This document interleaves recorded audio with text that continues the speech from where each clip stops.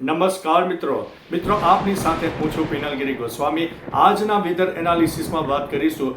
આજે તારીખ 6 જુલાઈથી લઈને 15 જુલાઈ સુધી ગુજરાતમાં કેવું રહેશે હવામાન, કઈ સિસ્ટમ કામ કરી રહી છે જે ગુજરાતને વરસાદ આપી રહી છે, આવનારા દિવસોમાં કઈ સિસ્ટમ કામ કરશે જે ગુજરાતને વરસાદ આપવાની છે। મહત્વનું છે કે ગુજરાત ઉપર બેક ટુ બેક સાયક્લોનિક સિસ્ટમની અસર વ્યાપક જોવા મળી રહી છે। અરબી સમુદ્ર અને બંગાળની ખાડીના ભેજવાળા પવનો પણ મળી રહ્યા છે, જેના અનુસંધાને લો ક્લાઉડ ફોર્મેશન વધારે ને વધારે મજબૂત થતું જણાય છે, જેના લીધે થઈને ગુજરાતમાં એક સાર્વત્રિક વરસાદનો માહોલ છવાઈ ગયો છે। મહત્વનું છે કે ગત 24 કલાકમાં ગુજરાતના 50%થી વધુ જિલ્લાઓમાં વરસાદ નોંધાઈ ગયો છે અને આવનારા દિવસોમાં પણ વ્યાપક અને સાર્વત્રિક વરસાદની શક્યતા રહે છે।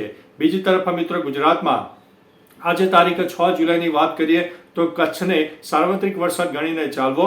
ઉત્તર ગુજરાતમાં સાબરકાંઠા, અરવલ્લી અને મહેસાણાના કોઈ વિસ્તારમાં ભારેથી ભારે વરસાદ થાય।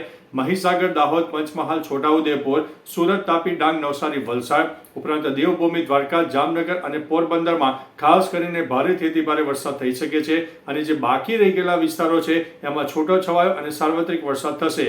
જો કોઈ જગ્યાએ લોકલ ડેવલપમેન્ટ સર્જાઈ જાય તો જે તે વિસ્તારમાં ભારે વરસાદ થઈ શકે તેવી સંભાવના છે, જેમાં 1 ઇંચથી લઈને 4 ઇંચ સુધીના વરસાદ પણ થઈ શકે છે। મહત્વનું છે કે ગુજરાત અને તેની આસપાસ બેક ટુ બેક સાયક્લોનિક સિસ્ટમની અસર થઈ રહી છે, જેના ભાગરૂપે થઈને ગુજરાતમાં તારીખ 6 અને 7 તારીખ સુધી અત્યારની જે સિસ્ટમ સક્રિય છે તેના લીધે થઈને વરસાદ મળવાનો છે। મહત્વનું છે કે તારીખ 9 જુલાઈની આસપાસ ફરીથી જે બંગાળની ખાડી છે તેની સાયક્લોનિક સિસ્ટમ મધ્ય ભારત તરફ પ્રયાણ કરશે અને મહારાષ્ટ્ર સહિત મધ્યપ્રદેશના અનેક ભાગોને વ્યાપક અસર કરશે અને આગામી તારીખ 9 થી લઈને 15 જુલાઈમાં ફરીથી એક વરસાદનો રાઉન્ડ આવશે। એટલે back to back sea to sea એટલે કે સાયક્લોનિક સિસ્ટમથી લઈને સાયક્લોનિક સિસ્ટમ સુધી અવારનવાર આપણને આ સિસ્ટમો મળવાની છે, જેના ભાગરૂપે તેને ગુજરાતમાં વરસાદી માહોલ યથાવત રહેશે।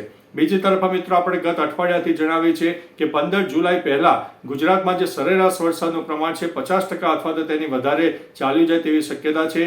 આજે તારીખ 6 જુલાઈના આંકડાની વાત કરીએ તો ગુજરાતમાં જે એવરેજ વરસાદનું પ્રમાણ છે 40%થી ઉપર ચાલ્યું ગયું છે અને આગામી 10 દિવસમાં 50%થી વધુ નોંધાઈ જાય તેવી શક્યતા દેખાઈ રહી છે। મહત્વનું છે કે મિત્રો ગુજરાતમાં આ વખતે સરેરાશ જે વરસાદ છે એ સામાન્યથી વધુ મળશે, એટલે 104%થી વધુ વરસાદ મળે તેવી સંભાવના છે। એટલે ખેડૂતો માટે એક આનંદના અને અગત્યના સમાચાર કહી શકાય છે।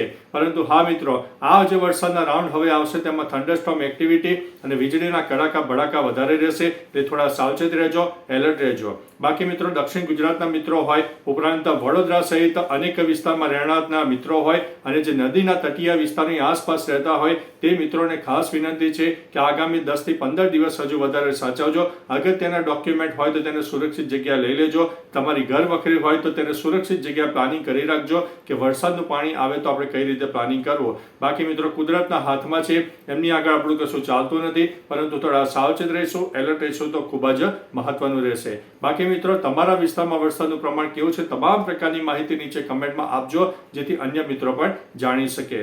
બાકી મિત્રો એકંદરે ગુજરાતમાં સારામાં સારો વરસાદ નોંધાશે, કોઈ વિસ્તારોને બાકાત કરતા સારામાં સારો વરસાદ નોંધાય તેવી શક્યતા છે, પરંતુ કોઈ જગ્યાએ વધારે વરસાદના લીધે નુકસાની પણ થાય તેવી શક્યતા છે, પરંતુ થોડું વરસાદનું પ્લસ માઇનસ તો દરેક જગ્યાએ રહેવાનું છે। તો ચાલો મિત્રો ફરીથી દેશ અને દુનિયાના તાજા સમાચાર અને વરસાદની નવી આગાહી લઈને મળતા રહીશું। ત્યાં સુધી અમને રજા આપશો। નમસ્તે।